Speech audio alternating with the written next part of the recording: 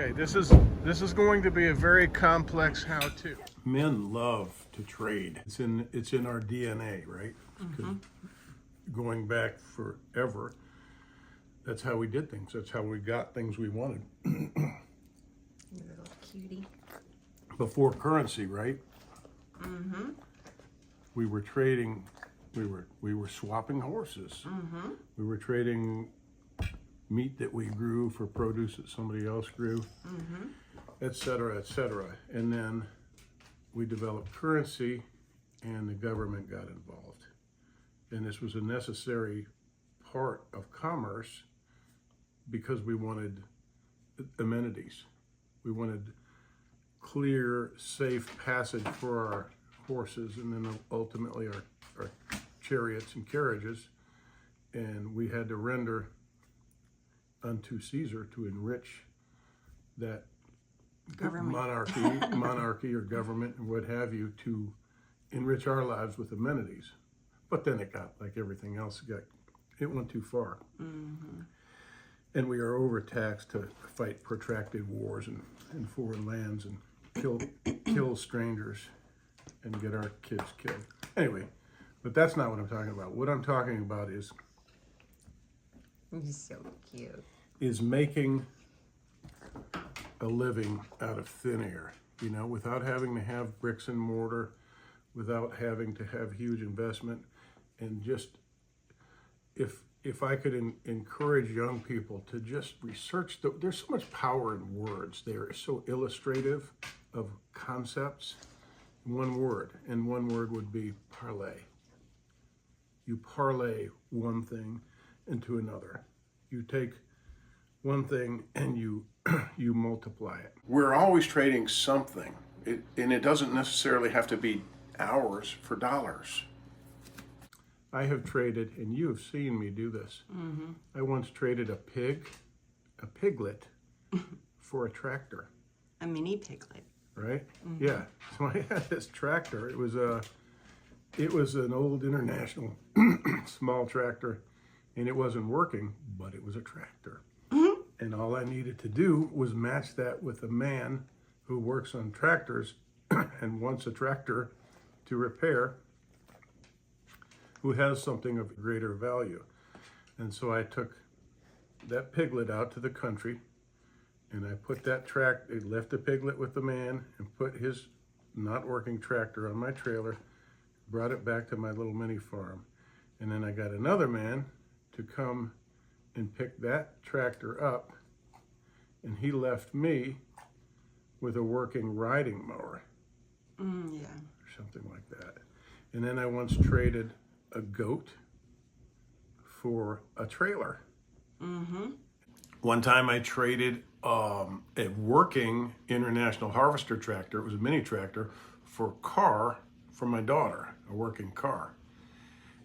I think we then traded that car for something else, you see, and so on. I found a guy that was selling an unremarkable 90s model Corvette. I think it was a 90s model, and it was an automatic. I bought it for $3,800, knowing that I would, sell it for a profit or trade it. I put it on Craigslist to trade. I found a guy that wanted to trade a tractor. So I got a really nice, maybe $25,000, 30 or 40, 35, 40 horsepower Kubota tractor, front loader. Great piece of machinery. For that $3,800 Corvette and a then $1,200 ounce of gold. I think gold was around $1,200. Straight trade. Now see, nobody's taking advantage of anybody here. It's just this guy, he wanted that Corvette and that ounce of gold more than he needed that tractor. So he got something he really wanted. I got something I really wanted. I just made out monetarily in the deal. And then I used that tractor for 2 or 3 years, and then my neighbor really wanted the tractor, and I was moving, so I sold it to him at a bargain for I think about $19,000. Win-win. The idea, of course, is that in every trade you enhance your wealth, or your portfolio, or your collection of things, whatever you want this to be. this can be scaled up. I did a talk one time explaining how I started doing this kind of stuff as a child, selling greeting cards that people had thrown away at the post office. You know, they would get a few cards and a few envelopes and they'd throw them away, and I would collect them and make sets out of them.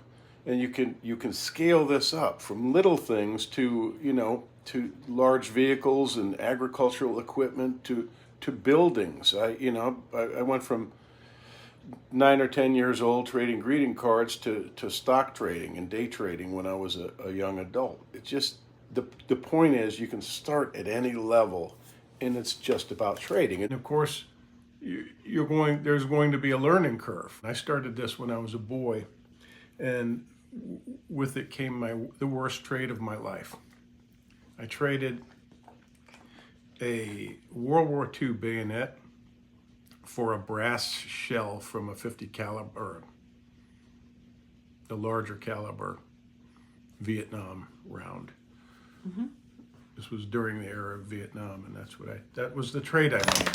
This old timer saw me coming. He was a shyster at a flea market, and he sees this little boy wandering around with a Japanese bayonet, and he says, "You want to trade that, huh?" And I said, "Yeah." I said, "What do you give me?" He said, "What attracts you?" And I picked up this shell, and I was like, "This is cool," and another trinket, and I made the worst trade of my life probably. Glad I got that out of the way when I was a kid. A good and very recent example involving real estate was I found a seller who was willing to sell a commercial property, a really good investment, completely owner financed. I talked to I met this person who was selling this property. It wasn't on the market, and she agreed to owner finance with a small down payment this whole commercial property in a really, really good location. And that's not a done deal, but I'm under contract. Assuming that closes, I could then, if the stars align, flip that property and make a small fortune without even ever having involved a bank. No loan origination fee, etc. So you have to. People are afraid to be really positive and expect the best. There's just an innate fear in some people. And I've never had that. I always expect that I've got something, say there's a barbecue grill out there, and I no longer need that because I somehow came into another grill that I like better. And so I put that grill out there and I say, look, we'll trade for something of equal or greater value. A lot of times people have something that they don't really want, but they know it's valuable, and you've got something to exchange for that. So they've got something of a far greater value, and you make that trade. And you could trade your way up from a fork to an ounce of gold, or even greater. You know what I mean? You can swap your way to. And that's what you're doing. That's what you're doing in life when you're trying to succeed. You're swapping something for currency, for money, or for things of value. And you can just build an empire that way.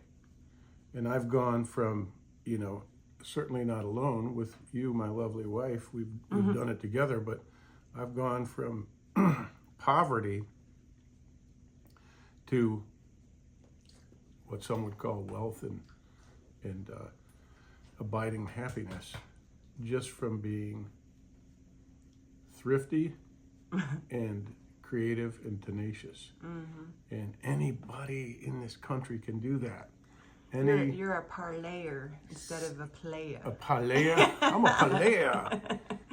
Any sex, creed, color, religion, education, anybody of any limited education and limited resources can do this. You just have to any believe. Day, any year. It's been proven historically that all you have to do is just, you don't even have to be that creative. You just have to be a positive thinker. Yeah. And so with the power, armed with only expectation and positivity, you can win the world. And stop saying I can't do it because I'm this, I'm too poor, I'm the wrong color, I'm the wrong religion, I'm the wrong sex, I'm not educated.